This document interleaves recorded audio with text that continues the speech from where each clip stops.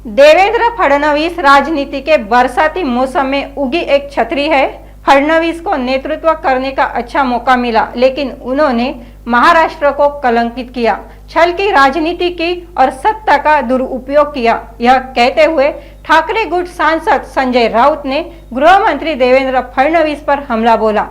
साथ ही राउत ने उद्धव ठाकरे के भावी मुख्यमंत्री वाले बैनर और नीति आयोग बैठक पर भी अपनी प्रतिक्रिया दी। वे मुंबई में पत्रकारों से बात कर रहे थे।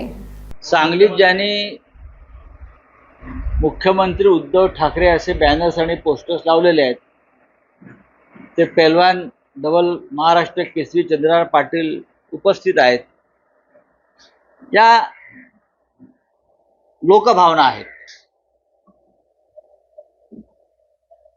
जे पोस्टर्स किंवा बॅनर्स ते काय आम्ही सांगत नाही, या लोकभावना आहेत आणि त्या आपल्या भावना लोक अशा पद्धतीने व्यक्त करत असतात। त्याच्याविषयी कोणाला दुःख वाटण्याचं कारण नाही। काही पक्षामध्ये तर 3-3 नेत्यांचे बॅनर्स लागतात भावी मुख्यमंत्री म्हणून, काही ठिकाणी 4-4 नेत्यांचे लागतात। आता ती काय महायुती म्हणतात, त्यात 7 लोक मुख्यमंत्री पदाचे उमेदवार आहेत। माननीय उद्धव ठाकरे यांनी या राज्याचे मुख्यमंत्री म्हणून जे नेतृत्व केलं, संकट काळात राज्य आणि देश संकटात असताना त्यांनी ज्या पद्धतीने राज्य चालवलं आणि राज्याचं जीविताचं संरक्षण केलं ते लोक विसरलेले नाही। एक आश्वासक चेहरा आहे। दुसरा असा आहे की संघर्षातून ते पुन्हा उभे राहिले, वारंवार उभे राहतात फिनिक्स पक्षाप्रमाणे। नरेंद्र मोदी आणि अमित शहा या 2 व्यापाऱ्यांनी गुजरातच्या सत्तेच्या बळावर, पैशाच्या बळावर, दहशतीच्या बळावर हिंदुहृदय सम्राट शिवसेना प्रमुख बाळासाहेब ठाकरे यांची शिवसेना ओरबडून घेतली। आमचं चिन्ह, आमचा पक्ष हा ओरबडून घेतला आणि गद्दारांच्या हातात सोपवला। त्यांना वाटलं नेतृत्व संपेल, शिवसेना संपेल, पण त्या संकट काळात सुद्धा माननीय उद्धव ठाकरे साहेब जिद्दीने उभे राहिले। त्यांनी आपला पक्ष नव्याने उभा केला। 9 खासदार वेगळ्या चिन्हावर निवडून आणले आणि आज आम्ही विधानसभा जिंकण्याच्या दिशेनं दमदार पावलं टाकत आहोत। हे सोपं नाही। या राज्याची जनता माननीय उद्धव ठाकरे यांच्या पाठीशी उभी राहिली।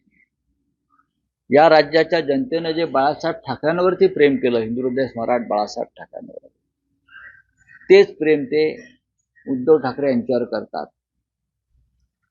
त्याच्यामुळे गुजरातमधून औरंगजेबाचे किती चेले चपाटे आले गुजरातमधून, तरी त्यांना महाराष्ट्रात शिवसेनेला खतम करता येणार नाही, ठाकरेंचं नेतृत्व संपवता येणार नाही।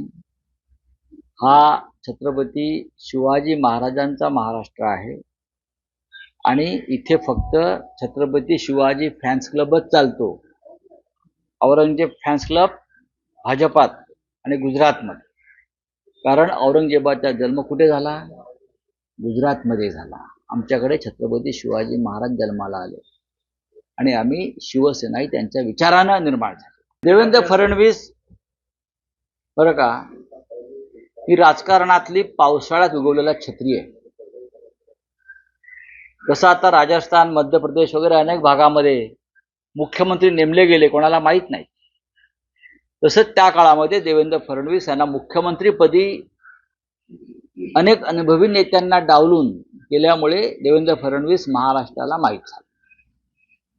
देवेंद्र फडणवीस यांना नेतृत्व करण्याची चांगली संधी प्राप्त झाली, पण कपट कारस्थानाचं राजकारण, दळभद्री राजकारण, महाराष्ट्राला कलंकित करण्याचं राजकारण त्यांच्या नेतृत्वाखाली झाल्यामुळे त्यांनी महाराष्ट्र कलंकित केला आणि आज महाराष्ट्र त्यांचा द्वेष करतो। या राज्याची जनता या राज्याची बहुसंख्य जनता देवेंद्र फडणवीस यांना खलनायक मानते, त्याला जबाबदार ते स्वतः आहे. एक उत्तम संधी त्यांनी नेतृत्व करण्याची गमावली. भारतीय जनता पक्षानं या महाराष्ट्राचं जेवढं नुकसान केलेलं आहे त्यांच्या कपट नीतीनं, ते भरून येणं सोपं नाही. त्यासाठी महाराष्ट्रामध्ये आम्हाला पुन्हा सत्तेवर यावं लागेल आणि जी घाण आहे फडणवीस आणि त्यांच्या लोकांनी निर्माण केलेली ती आम्हाला स्वच्छ करावी लागेल. आणि या राज्याची जनतेनं आम्हाला लोकसभेला आशीर्वाद दिला आणि या राज्याची जनता आम्हाला विधानसभेलाही आशीर्वाद देईल.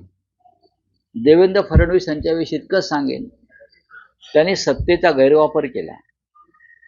आपल्या विरोधकांना बदनाम करण्यासाठी, खतम करण्यासाठी, तुरुंगात टाकून राज्य करण्यासाठी त्यांनी गृह खात्याचा गैरवापर केला.